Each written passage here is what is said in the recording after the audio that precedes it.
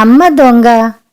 ఈ కథను రచించిన వారు శ్రీ మేడపాటి శ్రీనివాసరెడ్డి గారు. ఈ కథ నవ్య వారపత్రికలో ఆగస్టు 2013లో ప్రచురితమైంది. అమ్మ చేతి పెరుగన్నం ముద్దల్లా రెమ్మరెమ్మనా విరబూసిన పూలతో ముద్దనందివర్ధనం మొక్క కిటికీలోంచి కంటికి నిండుగా కనిపిస్తోంది.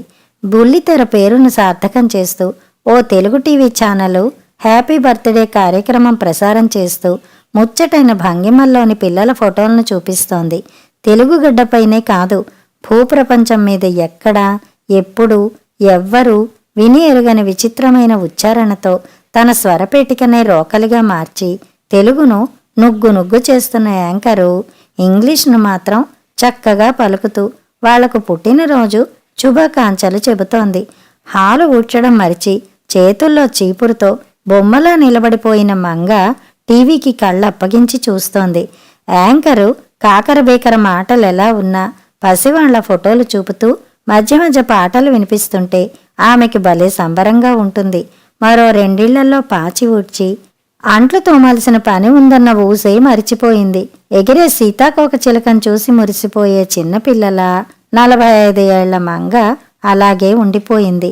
ఏంటి, ఇంకా హాల్ తుడవడమే అవలేదా? గబగబా కానిచ్చి ముందు పాన్ తోము, పిల్లలకు స్కూల్ టైం అవుతోంది, చపాతీలు చెయ్యాలి అంటూ వచ్చింది కల్పన.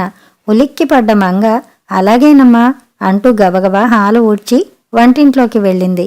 ఏంటో ఈ స్కూళ్ల టైమింగ్స్, ఉదయం 8 నుంచి రాత్రి 8 దాకా ఒకటే తోముడు, 5 దాకా స్కూల్ అని, తర్వాత స్టడీ అవర్స్ అని పిల్లలను ఫారంలోని కోడి పిల్లల్లా బందీ చేస్తున్నాం.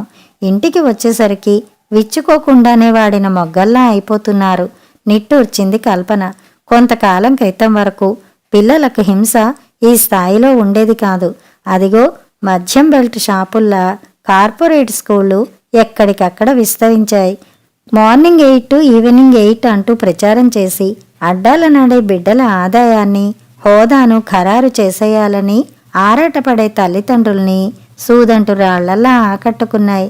దాంతో వాళ్ల వ్యాపారం ఒక్క ఊరులోనే పెక్కుబడ్డీలు, అదే బ్రాంచీలుగా వర్ధిల్లుతోంది. ఇక వాళ్ల పోటీని తట్టుకోలేక చిన్న చితక స్కూళ్ల వాళ్ళు చదువు పేరుతో చిన్నారుల్ని రాజి రంపాన పెట్టే విద్యను అలవరుచుకోక తప్పలేదు. కల్పనకు ఇష్టం లేకపోయినా భర్త శ్రీనివాస్ పట్టుతో పెద్దవాడు రేవంత్ను 9లో, చిన్నది శృతిని 8లో ఈ టెక్నో స్కూల్లో చేర్చాల్సి వచ్చింది. శ్రీనివాస్ది తరచూ క్యాంపులకు వెళ్లే ఉద్యోగం. ఉదయమే లేచి వాళ్ళని తయారు చేసి స్కూలుకు పంపడం నుంచి రాత్రి వ్యాన్ రావడం ఆలస్యమైతే ఆదుర్దా పడ్డం వరకు పిల్లల బరువు బాధ్యత అంతా కల్పన మీదే. ఇలా ఆలోచనల్లో మునిగిన కల్పనకు టైం చూసి కంగారు పుట్టింది. ఒక్క ఉదుటిన పిల్లల దగ్గరకు వెళ్లి తారే జమీన్ పర్ సినిమాలోలాగా చెరో బాత్రూంలోకి తోసింది. పిల్లలిద్దరూ రెడీ అయ్యేసరికి చపాతీలు కాల్చి కూర సిద్ధం చేసింది. రేవంత్ ఆవకాయ కోసం పేచీ పెడుతుంటే, వద్దురా బాబు, పచ్చళ్ళు తినకూడదని ప్రకృతి వైద్యుడు మంతని సత్యనారాయణరాజు గారు చెబుతున్నారా అని సముదాయించింది కల్పన. అమ్మా, ఈ తెలుగు ఛానల్ బోరమ్మా, పోగో పెట్టమ్మా శృతి అడిగింది. రిమోట్తో ఛానల్ మార్చింది కల్పన. పిల్లల కళ్ళ నుంచి ఇంకా నిద్రమత్తు తొలగలేదు. కడుపు నిండకుండానే తల్లి పొదుగు నుంచి లాగబడ్డ లేగదూడలు గుర్తొచ్చి జాలేసింది. 2 చేతులతో ఇద్దరి తల్లో నిమిరి నిట్టూర్చింది. టిఫిన్లు అయ్యాక హార్లిక్స్ కలిపి ఇవ్వడానికి కబ్బోర్డ్లోంచి సీసా తీసింది. సీసాలో హార్లిక్సు దాదాపు 4వ వంతు తరిగి ఉంది. ఇదేంటి, మొన్ననే కదా కేజీ బాటిల్ కొన్నది, మామూలుగా 15 రోజులు వస్తుంది, ఈ 2 రోజుల్లోనే ఇంత వాడేశానా అనుకుంటూ పిల్లల్ని అడిగింది. ఏమర్రా, నేను ఇచ్చినప్పుడు కాక హార్లిక్స్ కలుపుకుని తాగారా? లేదు మమ్మీ అన్నారు వాళ్ళు. అయితే ఇంతలోనే అంత హార్లిక్స్ ఏమైనట్టు చిత్రంగా అనిపించింది కల్పనకు. పిల్లల్ని వ్యాన్ ఎక్కించి వచ్చాక టిఫిన్ చేస్తున్నప్పుడు కూడా కల్పనకు హార్లిక్స్ ఎలా తరిగిందన్న ఆలోచనే. భారీ చోరీ జరిగి ఉంటుందని కాదు గాని ఏం జరిగి ఉంటుందన్న కుతూహలం ఎక్కువైంది. ఈ 2 రోజులు ఇంటికెవరూ రాలేదు. పిల్లలు, తాను, మంగ మాత్రమే ఉన్నారు. బయట టేబుల్ మీద ఉంచినా పెట్టినవి పెట్టినట్టే ఉంటాయి. అలాంటి మనిషిలో ఇంత కక్కుర్తితనం ఉంటుందనుకోవడం చచ తప్పనిపించింది. 1.5 ఏళ్ల నుంచి పనిచేస్తోంది. ఎప్పుడు ఏ విషయంలో రాని తేడా ఒక్కప్పుడు హార్లిక్స్ విషయంలో వస్తుందా? పోనీ పిల్లలే తాగాలనిపించి తాగి ఉంటారనుకుంటే తనతో నిజం చెప్పడానికి జంకేంత కటువుగా వాళ్లతో తానెప్పుడూ ఉండదు. అయినా వాళ్ళో ముద్ద ఎక్కువ తిన్నా, ఓ కప్పు పాలు అదనంగా తాగినా తాను సంతోషిస్తానని వాళ్లకు తెలుసు. మరైతే ఏం జరిగింది? ఈ ప్రశ్న కల్పనను న్యూస్ ఛానల్ స్టూడియో నుంచి సంఘటనా స్థలంలోని రిపోర్టర్ను సతాయించే న్యూస్ రీడర్లా వెంటాడుతూనే ఉంది. పల్లానికి పరుగు తీసే నీటిలా అనుమానం మంగపైకి మళ్ళుతూనే ఉంది. ఇలా కాదు, రేపు నిఘా వేసి చూసి అనుమానం నిజమో కాదో తేల్చుకోవాలి అని నిర్ణయించుకుంది. పిల్లలు హాల్లో టీవీ చూస్తూ టిఫిన్ చేస్తున్నారు. మంగ వంటగదిలో అంట్లు తోముతోంది. మంగా, నేను స్నానానికి వెళుతున్నా, పిల్లలకేమైనా కావలిస్తే చూడు పురమాయించి బెడ్రూంలోకి వెళ్ళింది కల్పన. పిల్లలు స్కూల్కి వెళ్లకుండా స్నానానికి ఎప్పుడూ తొందరపడదామే.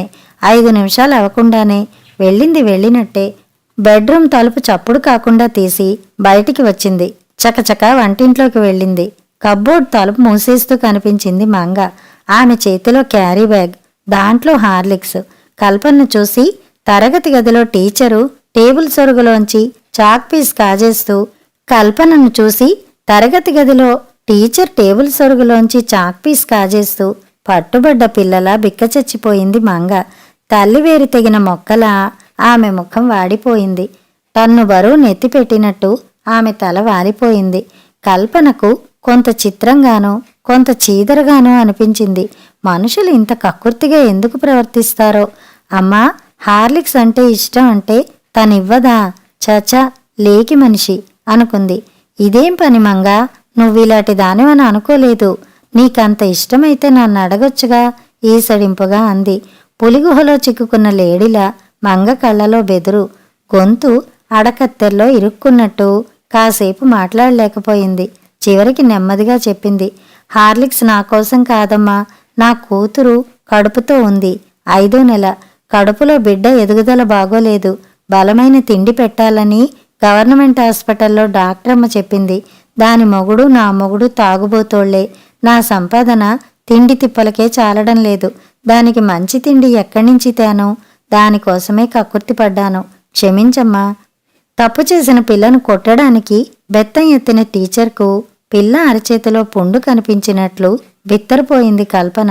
మంగన్ నిలదీయబోతే ఆమె జవాబు తన్నే వెక్కిరించినట్టు అనిపించింది. తలదించుకున్న మంగవైపు సూటిగా చూడలేకపోయింది. ఎటో చూస్తూ చెప్పింది, సరేలే వెళ్ళు, ఇలా జరిగిందని రేపు రావడం మానకు. ఇంతకీ మీ అమ్మాయికి ఎన్నో నెల? క్షమాభిక్ష పొందిన ముద్దాయిలా వెళ్ళిపోయింది మంగ. ఆమె చెప్పిన సమాధానం పదే పదే గుర్తుకు వస్తుండగా కల్పన మనసు సునామీ వేళ కడల్లా కల్లోలితమైంది. హార్లిక్స్ కావలిస్తే అడగొచ్చుగా అంది తాను. ఇన్నేళ్ల నుంచి పనిచేస్తోంది. ఏనాడైనా తను అడిగిందా నీ కుటుంబం ఏమిటి, మంచి చెడ్డ ఏమిటి అని? ఎంతసేపు అంట్లు తళతళ్లాడేలా తోముతుంది, ఇల్లు శుభ్రంగా ఉంచుతుంది. సిటీ నడిబొడ్లోని అపార్ట్మెంట్లలో పనిచేసే పని మనుషుల కన్నా తక్కువ తీసుకుంటుంది అనుకోవడం, మరింత బాగా పనిచేయడానికి అన్నట్టు టీయో కాఫీయో మిగిలిన అన్నమో కూరో ఇవ్వడం తప్ప ఆమె కష్టసుఖాలు కనుక్కుందా? శ్రీనివాస్కి ఎన్నిసార్లు చెప్పినా విప్పేసిన చొక్కాల్లో డబ్బులు మర్చిపోవడం మానడు. మంగకు అది తెలుసు. కావాలంటే అదను చూసి కొంత డబ్బు తీసుకుని హార్లిక్స్ కొనుక్కోగలదు. అలా చెయ్యలేదంటే ఆమెకు దొంగ బుద్ధి లేదు. ఇప్పుడు కూతురు కోసం, ఆమె కడుపులో పెరిగే బిడ్డ కోసం ఇలాంటి పని చేసిందంటే ఆమె కన్న కడుపే కారణం తప్ప కన్నం వేసే గుణం కాదు. ఆలోచించే కొద్దీ కనపడని చూపుడు వేలేదో తన వైపు, లోకం వైపు ఉన్నట్టు అనిపించింది కల్పనకు. రహస్య ఖాతాల్లో అక్రమార్జన మూలుగుతున్నా మరింత సంపాదన కోసం వెంపర్లాడే వాళ్లలా ప్రతి అవయవంలో అనవసరమైన కొవ్వు పేరుకుపోయినా మితి లేకుండా మెక్కుతూనే ఉండేవాళ్లే ఎందరో. అలాంటిది తనలో ఒకరికి ప్రాణం పోస్తూ అవయవాలకు రూపుదిద్దే వేళ ఆ తల్లికి అత్యవసరమైన తిండి కరువు కావడం ఎంత దౌర్భాగ్యం. హార్లిక్స్ కొనగల భాగ్యం లేక మంగ తనకు సహజమైన దారిని విడిచి తనది కాని బాట తొక్కాల్సి వచ్చింది. మర్నాడు ఉదయం తెలిసి పులిబోనులోకి అడుగు పెట్టక తప్పని లేడిపిల్లల కల్పన ఇంటికి వచ్చింది మంగ. అంట్లు తోమడానికి వంటింట్లోకి వెళ్లగానే సింకు పక్కన ప్లాట్ఫామ్ మీద టీవీలో బేబీ పౌడర్ ప్రకటనల్లోని బొద్దు పిల్లల్లా నిండుగా ఉన్న 5 హార్లిక్స్ కిలో సీసాలు. తాను చేసిన తప్పును 5 రెట్లు చేసి చూసినట్లు అనిపించింది మంగకు. ఆమె వెనకే వచ్చిన కల్పన అంది, అవి మీ అమ్మాయి కోసమే, వెళ్ళేటప్పుడు తీసుకువెళ్ళు. పిల్లను మిఠాయి కొట్టుకు తీసుకువెళ్ళి అక్కడున్న తీపి వంటకాలన్నీ కొని పొట్లాలు కట్టించి చేతుల్లో పెట్టినట్టు సంభ్రమంతో ఉక్కిరి బిక్కిరి అయింది మంగ. ఆమె కళ్లల్లోంచి నీటి చుక్కలు జారి చెక్కిళ్లపై నిలిచాయి. బిడ్డకు ఏ అశుభము జరగరాదని తల్లి దిద్దే చుక్కల్లా. కథ సమాప్తం.